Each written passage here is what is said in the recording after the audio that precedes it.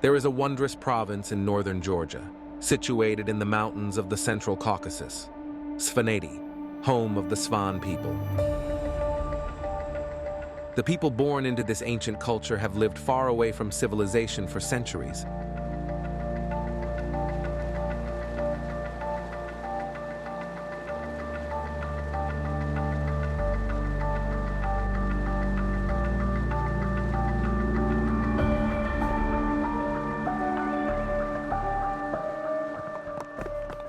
Some 80 families live in the mountain village of Ushguli. The picturesque medieval community is 500 kilometers away from Georgia's capital, Tbilisi. At an altitude of about 2,500 meters, whatever soil can be found is barren. A lot of manual work is necessary to wrest the bare minimum needed to live from it.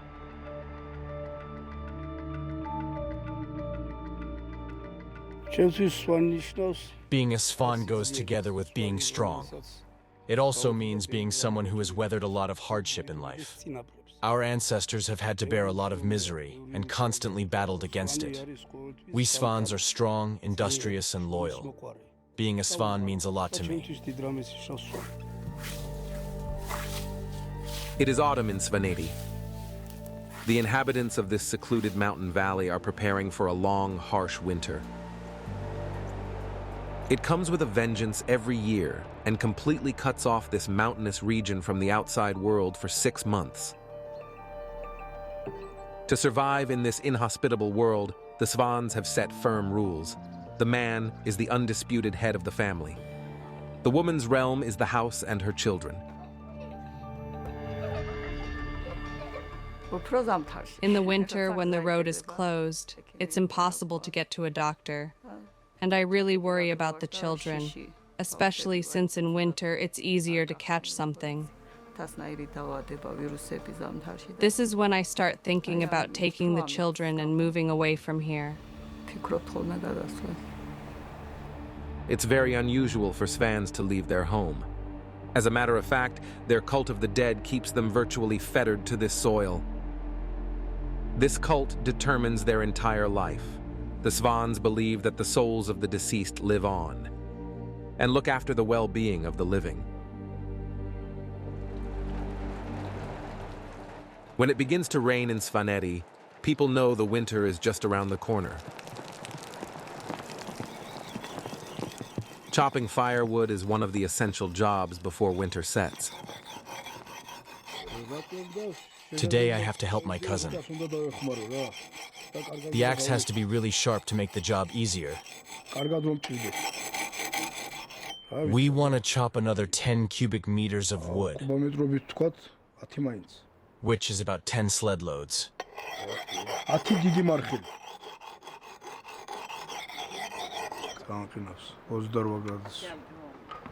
Gia Niziradze has been married to Nani for 11 years. She comes from a neighboring village. The Niziradze are one of the most respectable families in Ushguli.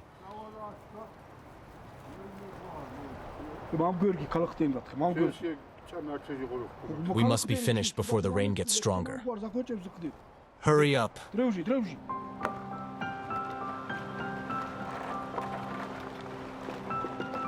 It seems that the invention of the wheel has still not reached this area in the Central Caucasus. Just as thousands of years before, Svans transport heavy loads by means of traditional ox-drawn sleds across the rough terrain.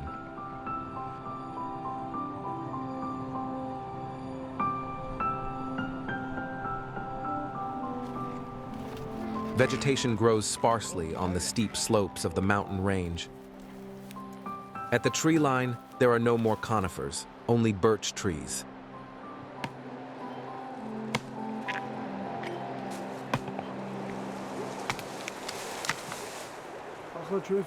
We try to fell as little timber as possible, but we need the firewood. Who knows what the future will bring? Proverb of us says, "Preserve the forest and think of your children when you cut down a tree. This is a father's duty." The people in the mountain villages of Svaneti live almost exclusively from agriculture. Their work has remained unchanged for centuries. While the men are out in the forest or in the fields, Women see to the livestock and the household.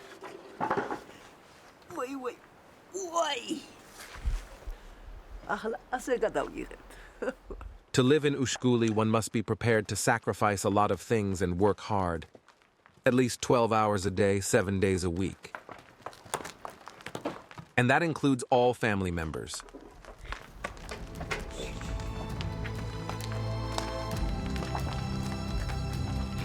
Ancient Greek historians and geographers mention the Svans and describe them as a tribe of warriors.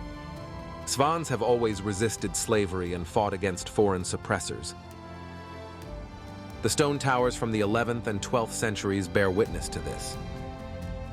In times of war or long-lasting blood feuds, these towers offered a family protection from their enemies. An extended family could barricade itself inside a tower for months.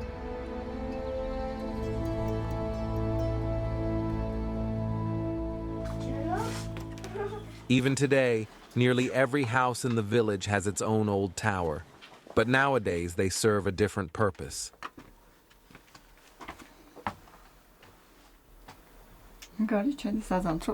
Here are our food supplies for the winter.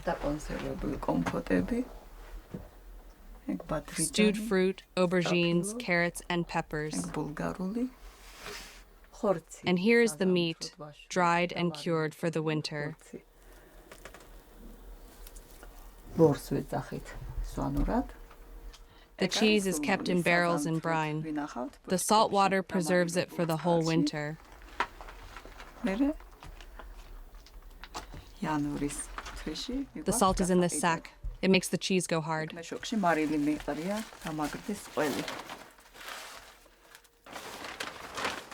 Whatever supplies are superfluous to the family's needs are sold on the markets in the nearby villages, especially the cheese. Svanetian cheese is considered a delicacy well beyond Georgia's borders. It's made by hand from fresh cow's milk, following a traditional recipe without any additives.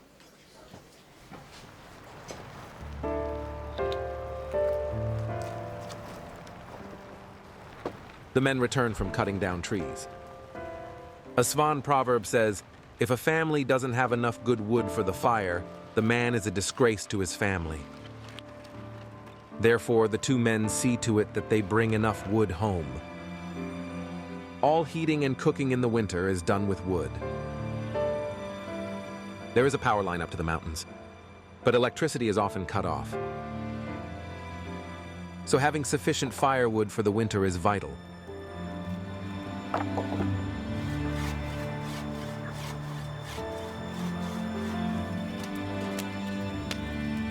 Wood is also needed for distilling schnapps. Svans like their alcohol. So as not to be left without in the winter, they dissolve old bread in water and ferment it by adding yeast. The brew is then distilled. Traditionally, Svans must have enough schnapps in the house not only for themselves, but also for guests and for the deceased. We're not done with the winter preparations yet. We have the hay, but we need wood from the forest. I must take the potatoes to the market to sell. With the money from the potatoes, we can buy other supplies for the winter.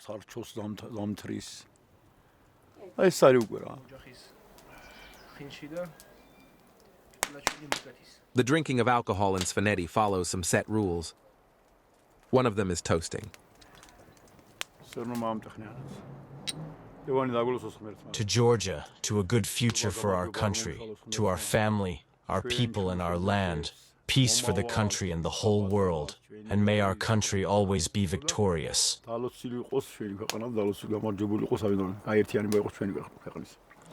To Georgia, our blessed country, I wish that the future brings joy, and that it always remains united.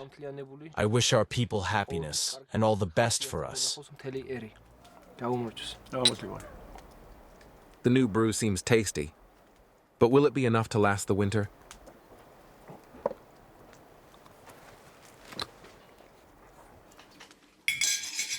For Nani Nisaradze at home, it's time to make breakfast for her 5 children.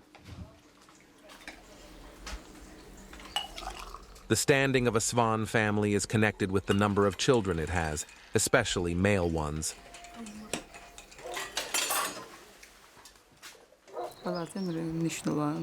Children are the most important thing in life. They are both a challenge and a huge responsibility. I live for my children. Not long ago, I was in Mestia, the provincial capital, and saw that progress is finding its way in. I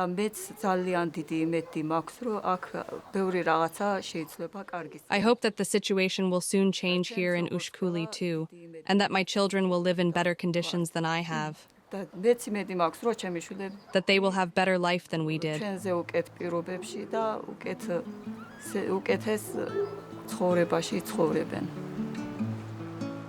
It goes without saying that the children go to school. School attendance is compulsory for 9 years in Ushkuli. Conditions in the small community school are ideal. There is one teacher for every 3 or 4 children. Although Svans speak their own language, the lessons are taught in Georgian. Svanuri, the local language, has no written form.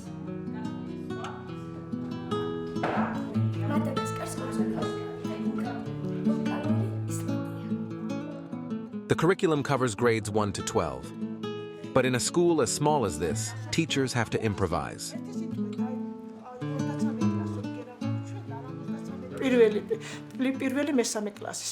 There are not many children in the village, so I have to teach 2 classes together. It's a bit difficult because of the different ages and material. The 2 younger children are learning the alphabet, and the older boy is doing maths.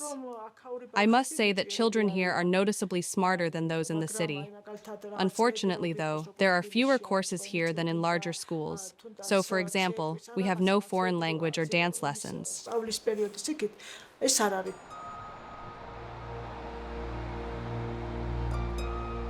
Living in Ushkuli means living in a spectacular, but at the same time unforgiving natural environment.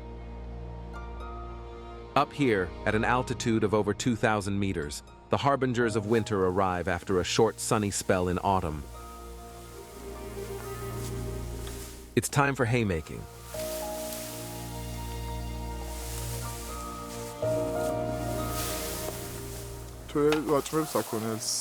So far, I've got 130 loads of hay for my 13 cattle. It should be enough. We've been lucky with the weather. I've got to make some more hay, then I'll take a break. But afterwards, I must also chop wood for the winter. Once all the work's been done, I can relax and wait for the winter to come. And then I'll just sit by the stove, eating and drinking.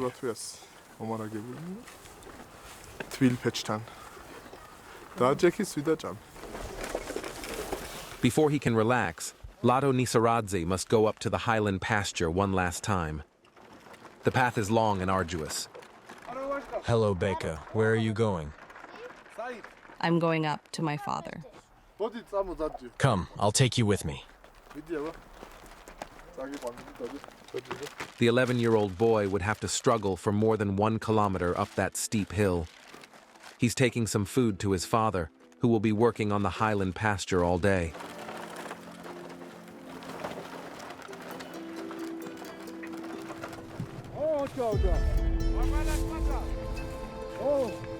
The slopes are steep, and the men can only harvest the hay with a handheld scythe.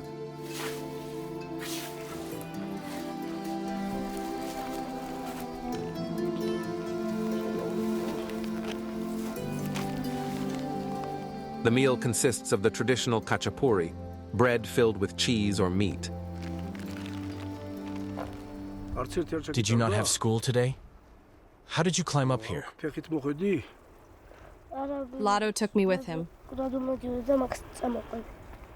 How? Sled. Was it not too heavy? No.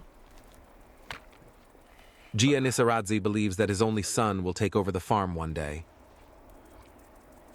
I don't think he would go away. He can't do that because the graves of our forefathers are here. Our family church is here too. That's the reason why I stayed. When I was young, I wanted to move away. But soon things will change here. Modern technology will reach us. For example, a hay mowing machine. The street to the next town, Mestia, will be asphalted. Then the tourists will start coming. So there's much to be said for staying here.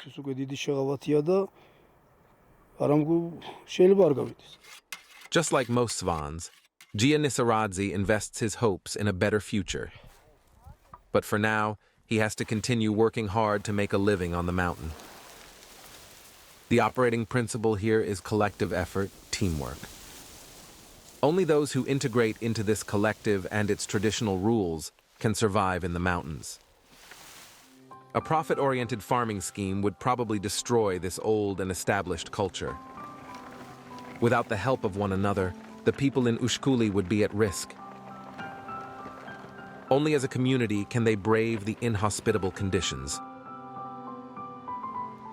Hi, how are you? Fine, how can I help? My side is wrecked. The shaft is bent. Could we fix it?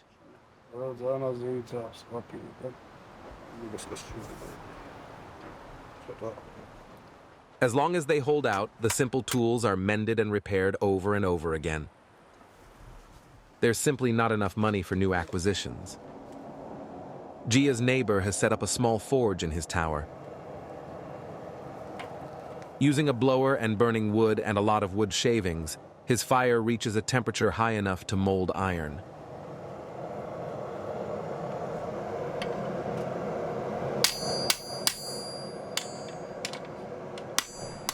Time to play after school.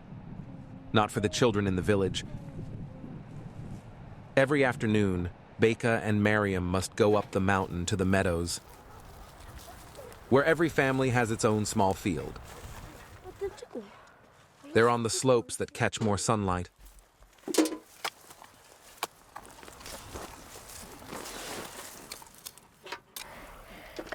We always pick the potatoes for our family. I always dig over the soil first. And I pick the potatoes.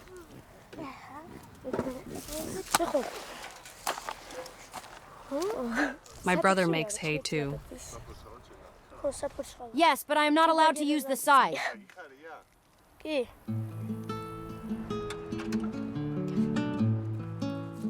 As is the case in most agricultural societies, the Svans consider it a blessing to have many children.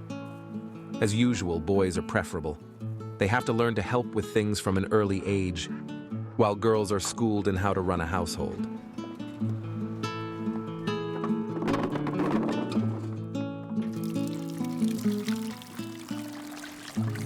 The children help me both in the house and out in the field.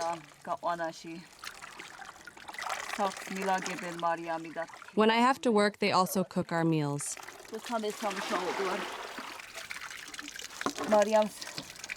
They do everything exactly as I tell them, and their cooking is good.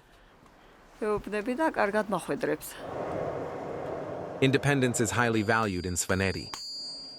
In contrast to agricultural societies in Central Europe, in which every village has its tradesmen, Svans repair everything themselves. In Ushkuli, there are no carpenters or blacksmiths.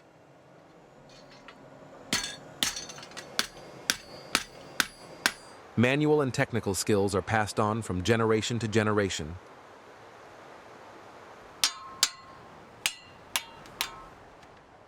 That looks great. In 2 days, I have to do community work again. Let's see how many scythes will break then.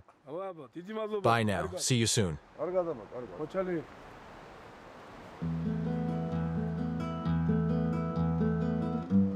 Excavations revealed that the first Svans settled in this area during the 3rd century BC.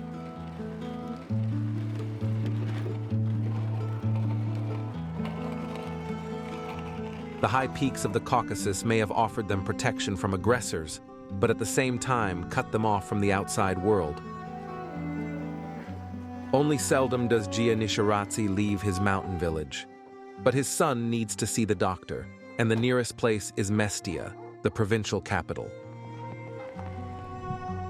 Gia is the proud owner of a car. He'd been saving for years before he could afford to buy one. His work as a tourist guide and chauffeur in the summer brings in extra income.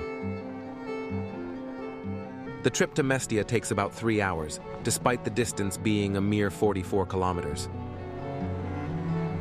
The narrow road was built in 1937. It's passable only during the summer months. Gia and his son are headed for the local hospital. The hospital serves some 14,000 people from the entire region. It was constructed in 1926 and is undergoing complete renovation at the moment. Iliko Jabaritsi is a trained surgeon, but he also looks after the younger patients.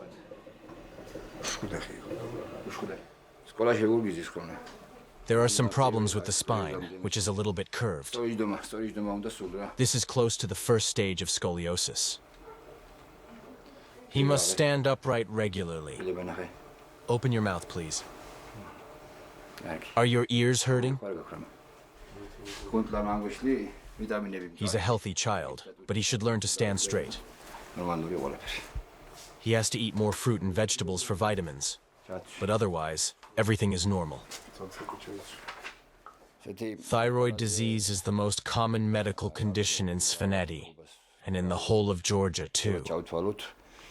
Thyroid complaints due to iodine deficiency. There is too little iodine in our water and in our food, and this results in a hypofunction of the thyroid.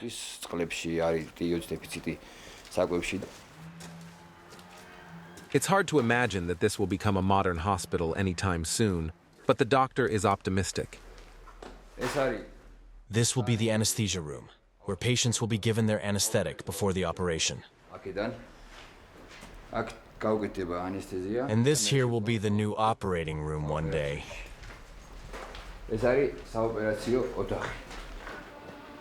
The father takes the doctor's advice very seriously and buys a lot of fruit and vegetables for the winter. They are vital for the children's nutrition. The vitamin-rich produce does not grow in Svaneti, though. They come from Georgia's lowlands. It certainly is a problem, as the doctor said, that the children don't get enough vitamins.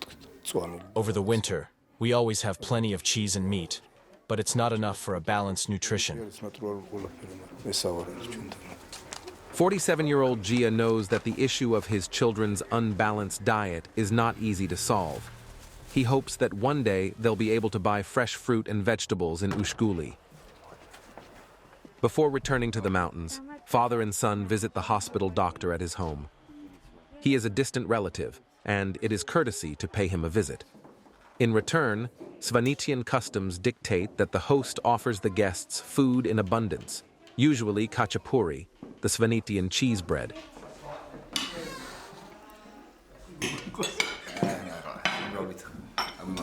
A prayer before dinner. Svans are deeply religious. Every family has its own ornate holy pictures. Icons have special powers. They can settle enmities and antagonism between people and prevent them from sinning. Icons can reconcile quarreling families or tribes. People are afraid to lie in front of an icon. That's why people will never break their vow if they've sworn on an icon. Icons are a gift from God.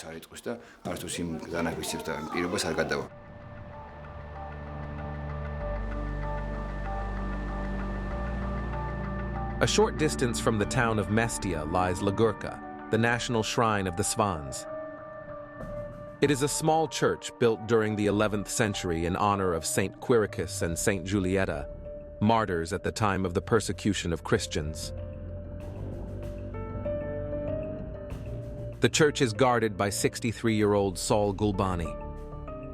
Having the reputation of being very trustworthy, he was chosen to hold the key to the church. Inside the church, some extraordinary icons are stored. A massive silver-studded cross from the 11th century AD dominates the tiny space. The icons are very important to us Swans. Without them, we cannot exist. It hasn't always been easy to protect those valuable items from our enemies. The people from my village especially defended them many times in the past. Many of the icons were made here in Svaneti because we had many skilled silversmiths.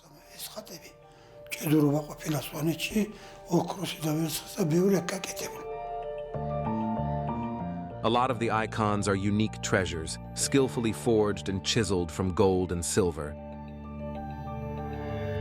This is the famous Shaliani icon from Byzantium, wrapped in a plastic foil to protect and preserve it. The impressive wall paintings were created in 1111 AD. The extraordinary craftsmanship is immediately apparent.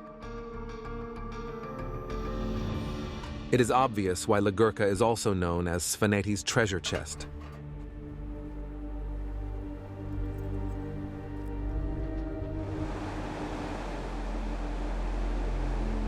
Svaneti's remoteness has led to some religious peculiarities. Svans maintain a distinct cult of the dead. They firmly believe that the souls of the deceased regularly return to the living.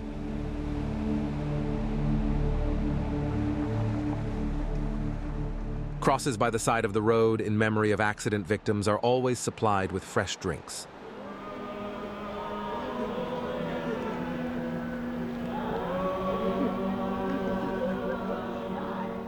The burial of the dead is a moving ceremony.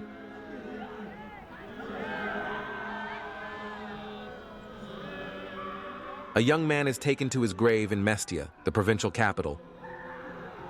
Over 1,000 relatives from all across Georgia have come to bid farewell. The wailing of the women and the mournful chanting of the men can be heard a long way away.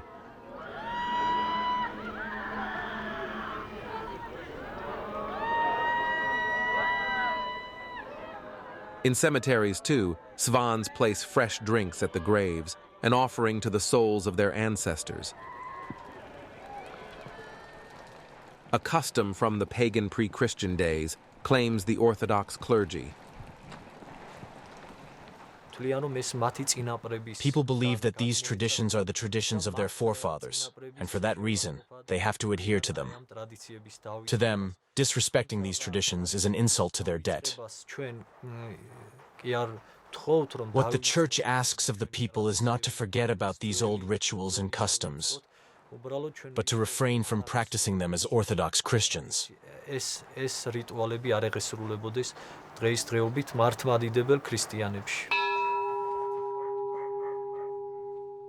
Due to the geographical remoteness of Svaneti, the official Orthodox Church did not manage to establish itself in this mountainous region.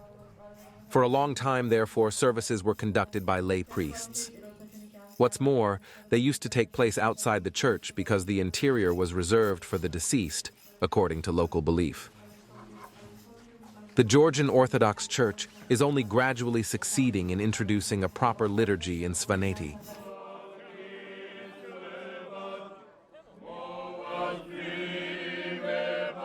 Weddings are major events in Svaneti. To honor this special day, old men wear their traditional stiff felt hats.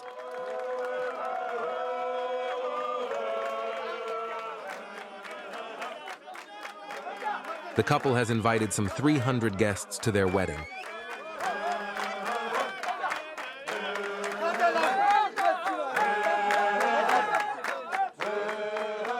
The two families have chosen a figure of authority to be the tamada, the toastmaster.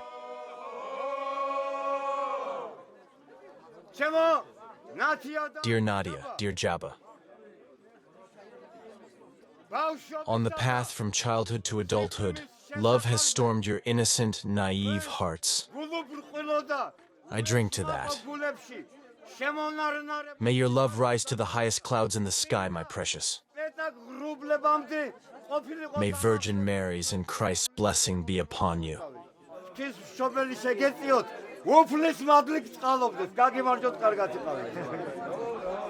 Once the tamada has emptied his horn, the other guests can drink too. It is also his duty to watch that no one steps out of line during the ceremony. I am leading the celebration tonight and have begun with the traditional Svan toast. We drink first to God and to St. George, and then we propose the toasts that are customary in other parts of Georgia. In the main, however, the wedding reception is about singing and dancing all night long. The songs tell of pride and honor, but also of the great responsibility that a Svan newlywed bears. I wish us happiness and health, success and many children. Certainly no less than 10.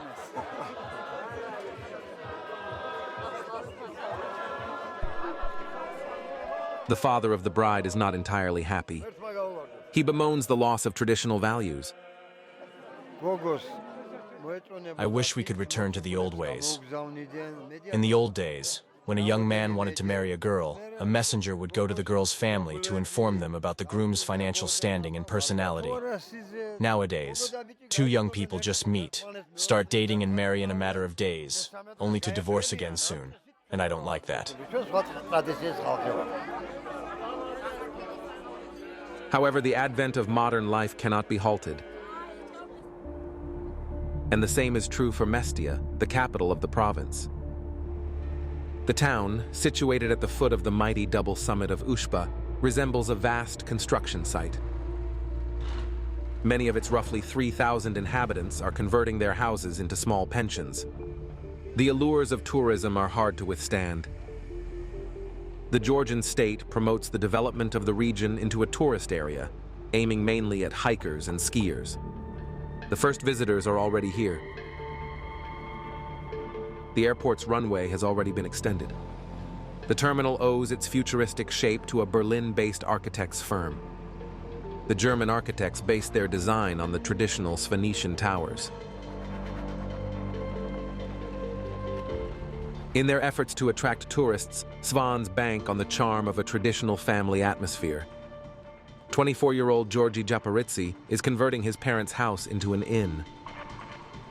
Georgi went to school in Germany. He speaks the language and has an idea about what his future guests will be like. I think the tourists coming here will want to feel like they are staying with a family. They want to see how we live, what our everyday life is like. I believe that 5-star hotels are out of place here. This is Svaneti, an old traditional province that has to be preserved. Tourism presents people here with an opportunity. In 5 years' time, there will be more tourists here. I think that by then, everything will be much, much prettier and better here too. Okay, maybe not prettier. It's always been pretty here, but newer and better. Changes can also be good to a certain extent. An increase in the tourist trade will change the traditional way of life of the Svans for good. Disputes have already arisen because some families in Mestia have not been awarded subsidies for renovating their houses. The Council of Elders is convening to resolve this issue. It's an institution that has existed here since ancient times. Those local legal structures coincide with state law to this day, and Svans still prefer to observe their own rules rather than those of the state.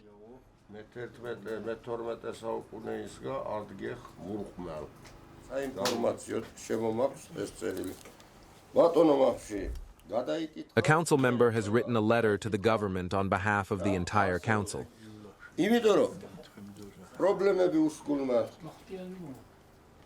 The elders request that the grants for the house renovations in Mestia are distributed fairly.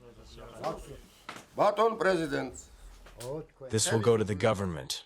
They should judge for themselves how reasonable and logical the letter is. What's important is that they listen to the voice of the people. Whether the demand is fair and logical is not relevant. This is how proper democracy should be. The council, say, is still very influential in the case of capital offenses such as robbery or murder.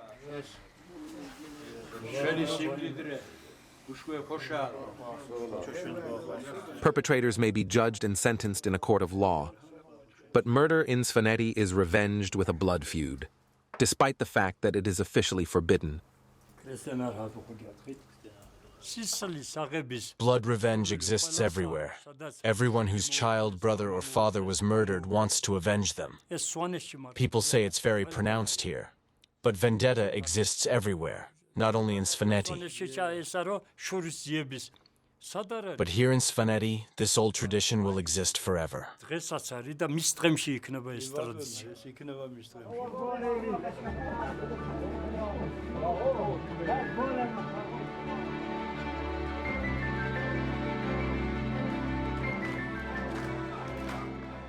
Sometimes, even in Svaneti, prediction and modern life are not too far apart. In a coffee shop in Mestia, a group of teenage students are having a going-away party. Yet instead of pop music, they play and dance to Svanetian traditional music.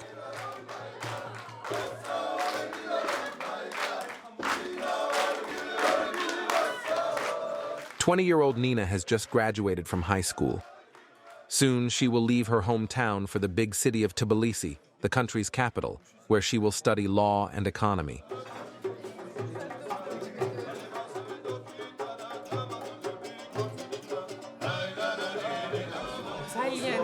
I find it really hard. I will definitely come back on at the next holiday. Leaving my home, even though it's only for a certain period of time, is not easy. On the one hand, I think it's very sad that Nino is leaving our beautiful Svaneti and her friends. But on the other, I believe it's a good thing that she's found a purpose in her life and wants to study. Young Svans wanting to pursue a higher education will inevitably have to leave the region they grew up in.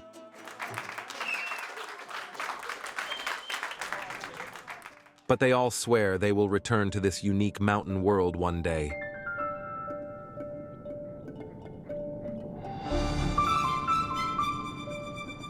In Ushguli, people are slowly getting into winter mode.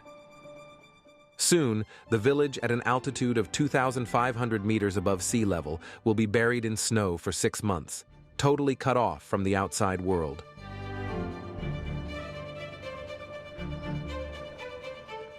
An old village custom at the beginning of the cold season is to slaughter an ox. The Njijaradzes have chosen a strong animal. The highly respected family has its own little church. This church is of great significance to the Nizaradze family. It's been standing on this hill for centuries. Our ancestors worshipped and protected it. Everyone who visits us likes the fact that our family has its own church.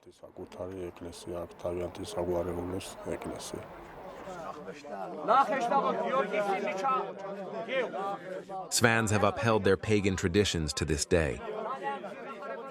In their prayers, they commemorate the deceased and pray for the living.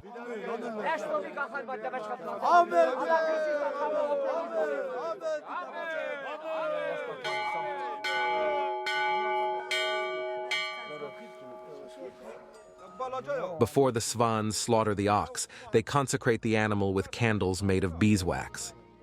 It is an ancient ritual with its roots probably in the Old Testament. Then the ox is led around the Njijaradze family church 3 times, another element of the old rite.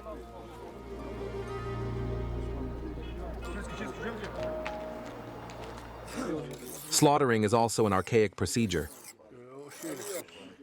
In order to contain the 360-kilo ox, Gia needs help from the other men. Then he slits the animal's throat and they wait until it bleeds to death. Everyone has come to join in the feast. Relatives, neighbors, friends. After all the weeks spent together harvesting up on the steep slopes, it has become a tradition to also celebrate together. The heart of the ox is cooked separately because it must be blessed in the church later. The joints of meat that are not eaten immediately are cured and stored for the winter. The cooking for the feast is done exclusively by the men, another one of those Svanetian traditions. The women bake khachapuri. The bread is filled with fresh innards. Feasts are essential elements of life in Svaneti. They are days to celebrate with family and friends, but also days of contemplation about the really important things in life. I wish my children a good future, a good life, and that their living conditions are better than ours. I wish the very best for them. To me, being a Svan is associated with being very proud and dignified. It's an honor to be a Svan and to be able to preserve the Svanetian tradition. Svans are considered people with very good qualities. Ushkuli is a free place. I am proud to be a Svan, and I will never cease to pray for Svaneti.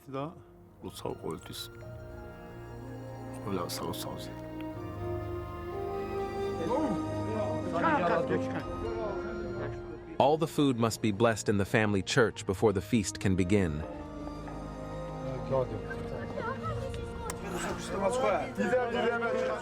The Svans not only remember the dead in their prayers, but in spirit also share their food with their ancestors.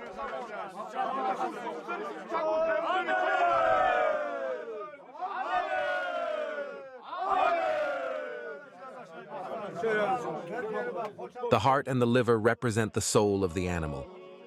They are divided up and consumed inside the church, an ancient rite from pagan times.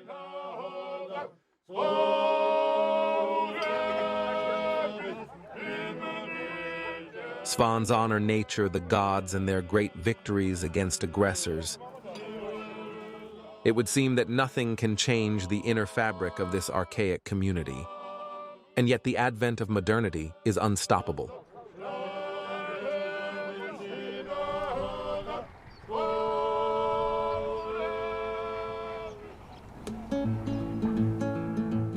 Young people leave their mountain home, and tourists have started to discover Svaneti, its people, and its extraordinary nature.